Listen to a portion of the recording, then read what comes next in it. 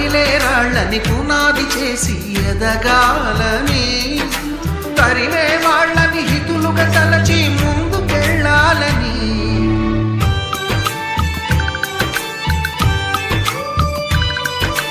కన్నుల నీటిని కలల సాగుకై వాడుకోవాలని, కాచే నిప్పుని ప్రమిదగా మలచి కాంతి పంచాలని, గుండెతో ధైర్యం చెప్పెను, చూపుతో మార్గం చెప్పెను, అడుగుతో గమ్యం చెప్పెను. నేనున్నానని నీకేం కాదని, నిన్నటి రాతని మార్చేస్తానని.